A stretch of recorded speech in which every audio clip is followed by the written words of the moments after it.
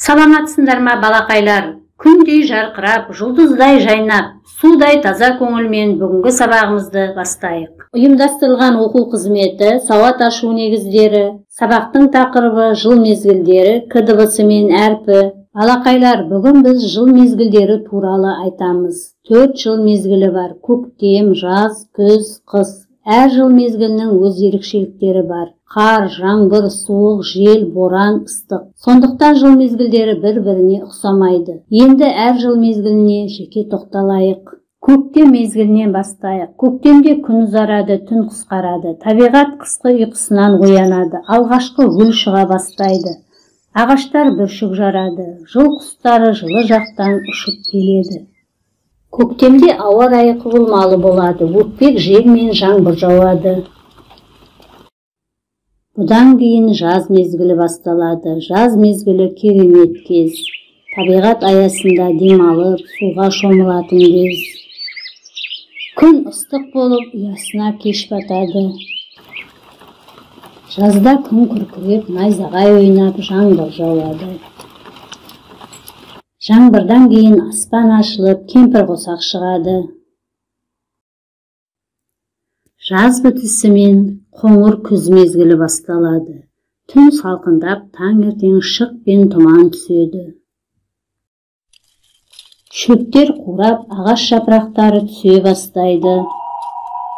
Күн қысқарып, түн ұзарады.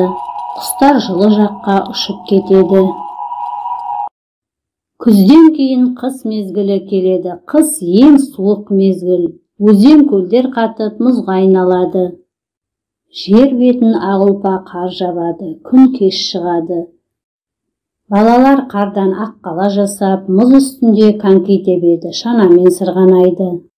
Қыс басталысымен біздің киімдеріміз алмасады. Біз ең жылы, қалың киімдерімізді киеміз. Тон, байпақ, малақай, қолғаптарымызды киеміз. Қыста жиі қар жауып, арасында боран соғады. Кейбір аңдар індеріне кіріп, қалың ұйқыға кетеді. Олар көктемде күн жылына бастағанда оянады. Міне балақайлар, барлық жыл мезгілінің ерекшелігін білдіңдер. Балақайлар, бірінші тапсырма әр маусымның ерекшелігін ата. Жыл айларының атауын жаттап алыңдар. Қай сөздерде к дыбысы 2 рет естіледі? Көктем сөзінде к дыбысы 2 рет естіліп тұр. Күз деген сөзде к дыбысы сөздің басында естіліп тұр. Балақайлар, ендеше жыл айларының атауларымен таныс болыңдар. Қаңтар, қаңтар. Ақпан, ақпан. Наурыз, наурыз. Сәуір, сәуір. Мамыр, мамыр. Маусым,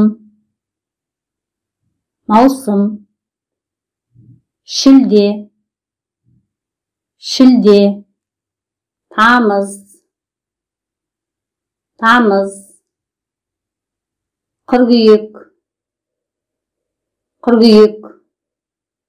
Қазан, қазан. Қараша, қараша. Желтоқсан, желтоқсан. Екінші тапсырма, сұраққа жауап болатын суретті сызықпен көрсет. Мына сөздерге дыбыстық талдау жаса. К қатаң дауыссыз дыбыс, көк дөңгелекшемен белгілейміз. К дыбысын айтқан кезде ерін ашылып, тілдің ұшы астыңғы тістің түбіне тиеді. К. Үшінші тапсырма, к әрпімен таныс бол. Балақайлар, енді к дыбысы кездесетін сөздермен танысып, естеріңе сақтап алыңдар. К әрпі. Күн, күн. Керуен, Керуен. көпір, Көпір. кеме, Кеме. кірпі, Кірпі. күшік, Күшік. кемпір қосақ, Кемпір қосақ. көбелек, Көбелек. Кесе. Кесе. Кесене. Кесене. Кілт. Кілт. К әріпі. 4-ші тапсырма кітап парағын К бейнесінде ашып көрсет. Тыңда, Аққұш Таппақтыгереева, анаға сыйлаймыз. Біз доспыз гүлдермен, тек күні жылмаймыз, той күні бір-бірден анаға сыйлаймыз. Өлеңде текке күні деген сөздерде К дыбысы естіліп тұр. Ендігі тапсырма К әрпінің баспа түрін бастырып жазыңдар. Жарайсыңдар балақайлар, бүгінгі оқу қызметінде жыл мезгілдерінің ерекшеліктерін білдіңдер. К дыбысы кездесетін сөздермен танысып, дыбыстық талдау жасадыңдар. К әрпін жазып үйрендіңдер. Оқу қызметіндегі өз жұмысыңды смайликтің аузын салу арқылы бағала. Оқу қызметі аяқталды, сау болыңдар.